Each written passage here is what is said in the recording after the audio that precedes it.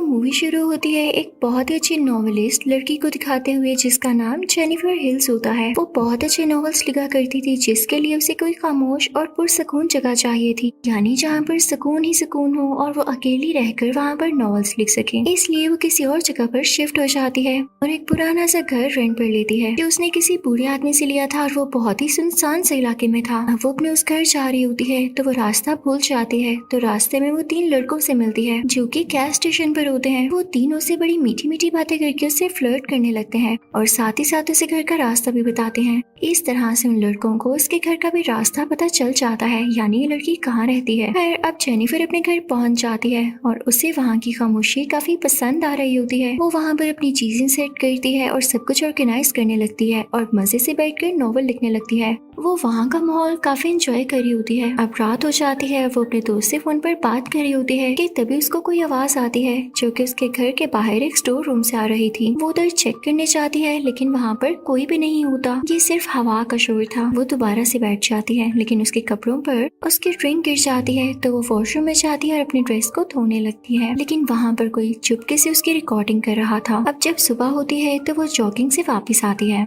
लेकिन रास्ते में उसे एक पुराना सा टूटा फूटा घर दिखाई देता है। वो इसको देख के काफी हैरान होती है। यहाँ से बाहर आती है और वापस अपने घर की तरफ चल पड़ती है, लेकिन घर आकर जब वो सिंक की तरफ देखती है तो वो खराब हुआ होता है और उसमें से गंदा पानी आ रहा होता है। वो फौरन से प्लम्बर को कॉल करती है। प्लम्बर सिंक को ठीक कर देता है तो जेनिफर उसे थैंक यू कहती है। फिर हम उन्हीं 3 आदमियों को देखते हैं जिसमें से एक का नाम स्टैनली होता है और ये वही था जो उस दिन बाथरूम में जेनिफर की रिकॉर्डिंग कर रहा था। ये रिकॉर्डिंग वो अपने बाकी साथियों को भी दिखाता है। ये बहुत अजीब लड़का था। वहाँ पर प्लम्बर भी होता है जो जेनिफर के घर गया था और सिंक को ठीक किया था। वो इन सबको बताता है कि जेनिफर ने मेरे से काफी अच्छे से बात की। तीनों सोचते हैं कि वो अकेली रहती है तो हम भी उसके घर जाएंगे और इस चीज का फायदा उठाएंगे। अब वो सब इस चीज की प्लानिंग करने लगते हैं। उन सबका बहुत इविल माइंड होता है। वो जाते उसके घर के दरवाजे के आगे एक मरी हुई बर्ड फेंकते हैं। जेनिफर बाहर आती है। वो नोटिस करती है कि स्टोर रूम में फिर से शोर आ रहा है। वो उस तरफ जाती है लेकिन तब तक चारों लड़के उसके घर के अंदर जा चुके थे। जेनिफर अब घर के अंदर आती है लेकिन उसे ये नहीं पता था कि ये लड़के पहले से इसके घर है। वो जेनिफर से पूछने लगते हैं तुम यहाँ अकेले क्यों रहती हो और यहाँ किस लिए आई हो? तो जेनिफर उनसे कहती है नॉवल लिखने आई हूँ। उनमें से एक लड़का जिसका नाम जोनी होता है जेनी को ड्रिंक करने का कहता है और बेसबॉल बैट से उसे हर्ट करने लगता है और उसे कहता है अपने दांत तो दिखाओ। उसे बहुत टॉर्चर करता है और उसके दांत निकालने का कहता है और वो तीनों अब उस पर मैच स्टिक भी फेंकने लगते हैं, उसका मजाक उड़ाने लगते हैं। जेनिफर फौरन से वहाँ से भागकर जंगल में चली जाती है लेकिन जंगल में उसे एक शेरिफ मिलता है। शेरिफ के साथ एक और लड़का था, एक और आदमी था। शेरिफ उससे कहता है कि तुम जाओ, मैं जेनिफर के साथ उसके घर जाकर देखता हूँ कि हुआ क्या है। लेकिन यहाँ पे मसला और ज्यादा बढ़ने वाला था क्योंकि शेरिफ भी उन चारों लड़कों के साथ मिला हुआ था। शेरिफ जेनिफर के साथ उसके घर जाता है और घर जाते ही दरवाजे को कुंडी लगा लेता है। वो जेनिफर के साथ बहुत स्ट्रेंज बिहेवियर करने लगता है और साथ ही किसी को कॉल करता है और ये कोई और नहीं बल्कि वही 4 लोग होते हैं। प्लम्बर आते ही जेनिफर के साथ बुरा सलूक करता है, उसके साथ जबरदस्ती करता है लेकिन जेनिफर फिर भी यहाँ से भाग जाती है लेकिन उसको फिर से पकड़ लिया जाता है और अब की बार शेरिफ को इंक्लूड करते हुए बाकी के 4 लोग भी जेनिफर के साथ बुरा काम करते हैं। ये सब बहुत ही बुरे आदमी थे। जेनी की तबीयत बहुत खराब हो जाती है और वो बाहर की तरफ भागती है। भागते भागते वो एक ब्रिज पर पहुंचती है और इन सब के सामने पानी में छलांग लगा देती है। ये सब समझते हैं कि शायद ये मर चुकी है तो वो हर एविडेंस रिमूव करने लगते हैं, हर उस प्रूफ को आग लगा देते हैं जिससे ये पकड़े जा सकते थे। ये लोग काफी देर वहाँ खड़े रहते हैं ये ढूंढने के लिए कि क्या वो मरी या कहीं वो भाग तो नहीं गई, लेकिन उनको कुछ नहीं दिखाई देता। तो इनको ये पक्का हो जाता है कि वो मर चुकी है तो हम यहाँ से जा सकते हैं।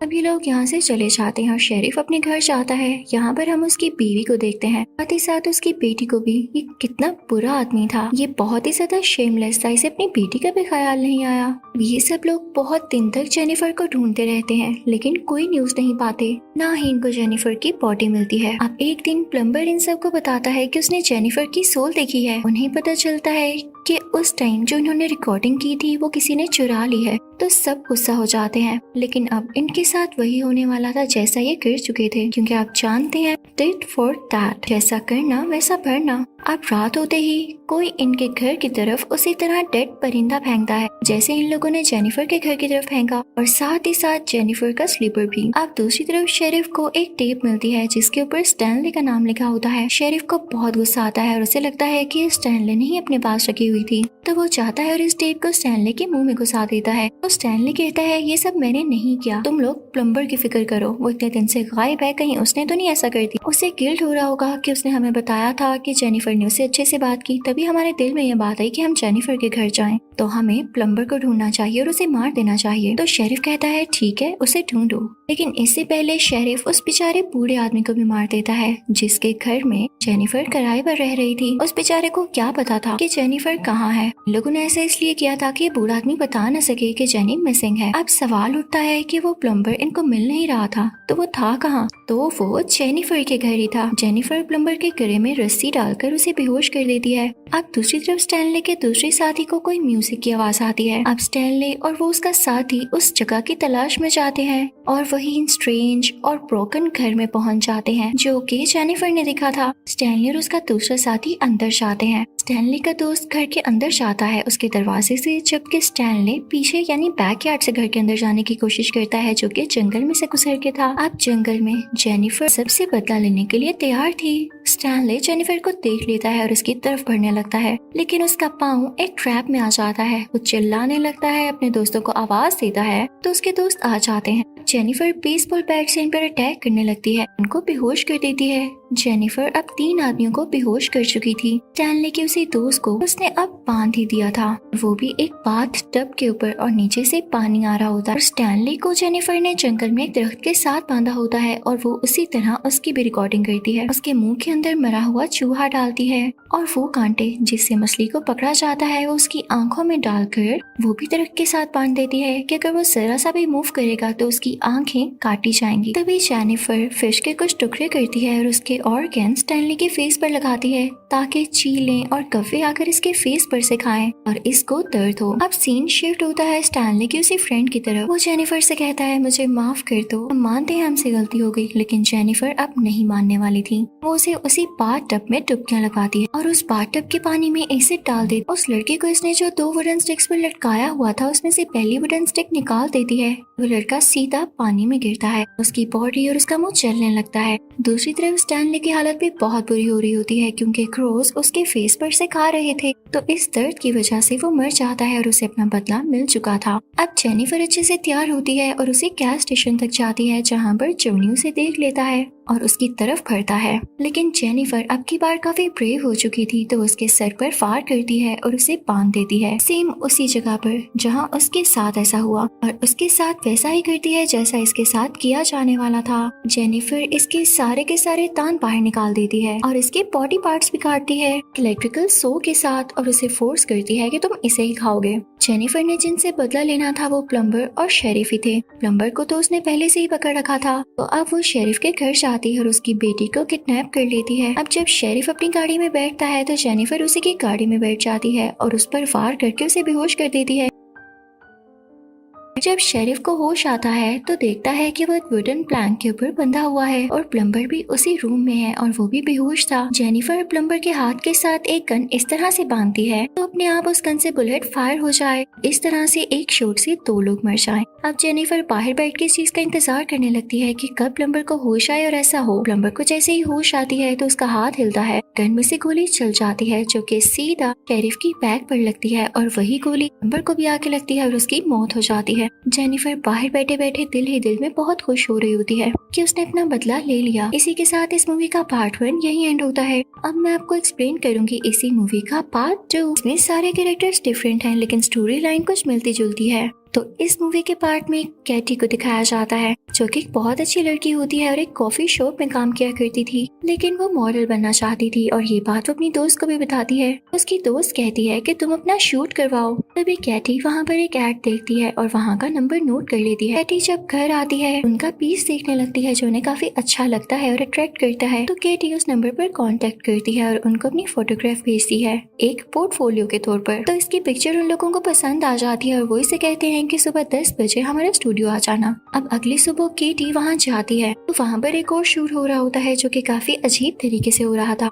इतनी ही देर में केटी वहाँ 3 लड़कों से मिलती है जो कि आपस में भाई थे। एक का नाम इवान था, एक कर्ली बालों वाला लड़का था और एक और इनका भाई था। अब केटी अपने साथ कुछ कपड़े भी लाई थी। इवान उससे कहता है कि इनमें से एक प्यारा से कपड़े पहन लो, लेकिन जब केटी वो ड्रेस पहनती है तो इवान इतना ज्यादा खुश नहीं दिखता और उससे कहता है इससे भी छोटा ड्रेस पहनो। लेकिन केटी अच्छी लड़की, वो सिर्फ एक मॉडल बनने के लिए इतना गिर नहीं सकती थी, तो वो बिना कुछ कहे वहाँ से चली जाती है और उसने अपने दिल से भी निकाल दिया था कि वो मॉडल भी नहीं बनेगी। अगले दिन जब वो जॉगिंग पर जा रही होती है और फिर अपने घर वापस आती है तो उसके डोर पर कोई नॉक करता है और ये वही काय था, वही कर्ली बालों वाला आदमी यानी इवान का भाई। वो उसे यूएस भी देता है और कहता है कि इसमें आपकी पिक्चर्स हैं। तो केटी कहती है कि मुझे नहीं चाहिए। वो कर्ली बालों वाला लड़का कहता है फिक्र नहीं करें, हमने इसे अपने पास से डिलीट कर दिया है ताकि आपको बुरा न लगे, या आपकी पिक्चर्स हैं, आप इसे देख सकती हैं। तो केटी वो यूएस भी ले लेती। अब रात में हमें वही कर्ली बालों वाला लड़का दिखाया जाता है जो कि एक अंधेरे और खामोश कमरे में केटी की उन्हीं पिक्चर्स की तरफ देख रहा होता है। इनको उसने डिलीट नहीं किया था। दूसरी तरफ रात में जब केटी अपने घर से बाहर कूड़ा फेंकने जाती है, उसी चीज का फायदा उठाते हुए वो कर्ली बालों वाला लड़का उसके अपार्टमेंट में चला जाता है। केटी को कुछ पता नहीं चलता और वो सो जाती है और इस चीज को नोटिस ही नहीं करती। रात को उसकी आंख खुलती है तो वो देखती है कि वही कर्ली बालों वाला लड़का उसकी पिक्चर्स क्लिक कर रहा है। वो उसे रोकती है और एक चीज से उसके फेस को डैमेज करती है। वो एक लेजर टाइप मशीन होती है। अब वो वहाँ से भागने की कोशिश करती है और चिल्लाती है, लेकिन कर्ली बालों वाला लड़का उसके मुंह को कवर कर लेता है और उसे अंदर की तरफ घसीटता है, उसके साथ मिसबिहेव करता है, उसे मारता है, उसे किक्स मारता है और उसके मुंह में कपड़े का एक टुकड़ा डालकर उसे चुप रहने का कहता है और उसके हाथ पीछे की तरफ करके उन्हें बांध देता है और फिर से उस बेचारी को टॉर्चर करने लगता है और कहता है कि अगर तुमने जरा सी भी आवाज निकाली तो मैं तुम्हें मार दूंगा। इन केटी की आवाज सुनकर वहाँ पर एक नेबर आ जाता है, लेकिन कर्ली बालों वाला लड़का उसके पेट मल्टीपल टाइम्स स्टैब करके उसे मार ही डालता है। यानी उसने यहाँ पर एक जान ले ली थी और कुछ पता नहीं कि वो केटी के साथ भी क्या करता। उसके बाद उसके फेस को नाइफ से इंजर्ड करने लगता है, लेकिन कुछ देर बाद उसे अपनी गलती का एहसास हो जाता है, चिल्लाने लगता है, रोने लगता है और साथ ही अपने भाइयों को बुला, इवान और अपने दूसरे भाई को।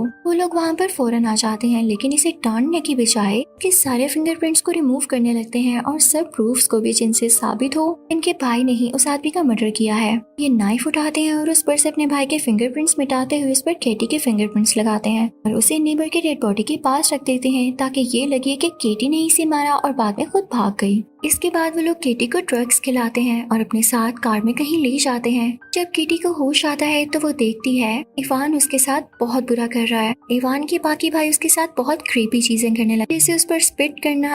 यहाँ से सारे चले जाते हैं, लेकिन केटी की हालत बहुत खराब हो चुकी थी और वो बहुत टूटा हुआ फील कर रही थी। फिर वो तीनों यहाँ दोबारा आते हैं और उसे नए कपड़े देते हैं, लेकिन अब की बार केटी उस कर्ली बालों वाले लड़के के सर पर अटैक करती है और वहाँ से निकलकर चिल्लाती है। इससे बाहर शेरिफ और डिटेक्टिव मिलते हैं।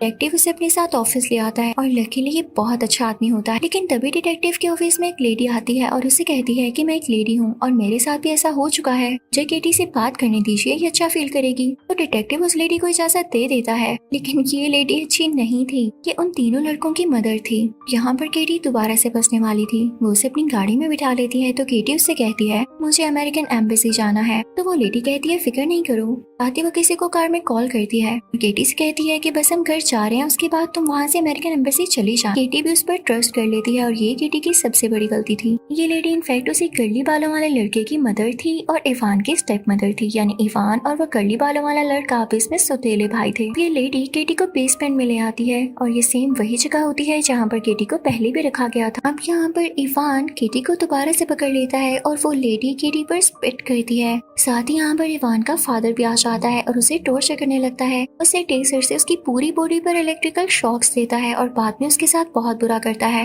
लेकिन फिर हम देखते हैं कि इवान की मदर अपने रूम में जाती म्यूजिक लगाकर रोने लगती है और यहाँ पर हमें पता चलता है कि इनके साथ भी ये जबरदस्ती ही काम करवाया जा रहा था, वो भी सबके कंट्रोल में थी। अब केटी की हालत बहुत बुरी होती है, लेकिन इवान फिर भी उसे मार रहा होता है, उसे किक्स मार रहा होता है और साथ ही जमीन को खोदता है। केटी को एक बॉक्स में बंद करके जमीन के अंदर बंद कर देता है और उसकी एक ग्रेव बना देता है। लेकिन अच्छी बात ये होती है कि उस ग्रेव के अंदर एक पत्थर होता है जो कि इस बॉक्स के वजन से गिर जाता है और बॉक्स भी नीचे गिर जाता है। बॉक्स खुल जाता है और लकीली केटी बाहर आ जाती है और जब वो देखती है तो ये सेवरेज लाइन होती है। केटी बहुत खुश हो जाती है, उसमें थोड़ी सी हिम्मत आती है और वो यहाँ का दरवाजा ढूंढने लगती है है जिससे वो बाहर आ सके। वो जब दरवाजा खोलती है तो आगे से उसको चर्च मिलती है। वहाँ पर उसको एक फादर भी मिलते हैं जो कि उसकी हालत देख के उसे बहुत अच्छे से बात करते हैं और उसे खाना और गर्म कपड़े देते हैं। और वो जानते थे कि केटी से ज्यादा किसी पर ट्रस्ट नहीं करेगी, तो उससे ज्यादा बात नहीं करते और उसे वहाँ से जाने देते हैं। अब केटी बाहर जाती है लेकिन फिर दोबारा से चर्च के अंदर आती है। फादर उसे कहते हैं, मेरी बेटी, क्या मैं पुलिस को बुलाऊं? वो तुम्हारी मदद कर सकती है। लेकिन केटी उन्हें मना कर देती है और साथ ही बाइबल की एक वर्स पढ़ती है जिससे ये पता चल रहा था कि एनिमीज को उनकी पनिशमेंट जरूर मिलेगी। केटी इवान के घर जाती है और वहाँ से कुछ पैसे चुरा लेती है।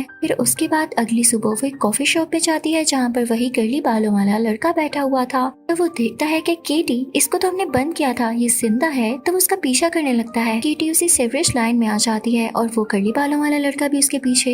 यहाँ पर केटी फुल तैयारी के साथ आई थी, तो वो उसके गले में रस्सी डालकर उसे बेहोश कर देती है। उसे बहुत ज्यादा टॉर्चर करती है, यानी नाइफ से उसकी पूरी बॉडी पर कट्स लगाती है जिससे उसका काफी ज्यादा खून बह जाता है। अब दूसरी तरफ बार में इवान के दूसरे भाई के पास आती है जो कि बहुत ज्यादा ड्रिंक कर रहा होता है। वो उसे और ड्रिंक करने का कहती है जिससे उसे वॉमिटिंग वाली फीलिंग आती है। तो वो वॉशरूम जाता है लेकिन केटी उसके पीछे जाके पहले तो उसे वॉशरूम में बंद करती है, फिर उसके बाद वो दरवाजा खोल के उसका सर टॉयलेट में घुसा देती है और उसका स्मेल से और सांस घुटने की वजह से काफी बुरा हाल होता है और वो वहीं मारा जाता है। अब बारी थी इवान के फादर की, जिसने केटी के साथ और भी ज्यादा बुरा किया था। केटी रास्ते में उसके सर पर भी एक पत्थर मारकर उसे बेहोश कर देती है और उसे उसी तरह से इलेक्ट्रिकल शॉक्स देती है जैसे उसने इसको दिए। फिर उसके बाद एक बहुत बड़ी इलेक्ट्रिकल मशीन स्टार्ट करके उसकी एक वायर इसके मुंह में रखती है और जबकि दूसरी वायर आयरन बेड पर, ताकि ये करंट इतना ज्यादा हो जाए इवान का फादर जलकर मर जाए। और ऐसा ही होता है। अब केटी बेसमेंट में जाती है क्योंकि उसे उस लेडी से भी बदला लेना था, तो वो गाना गाने लगती है। तो ये बात सुन के लेडी भी बेसमेंट में आती है।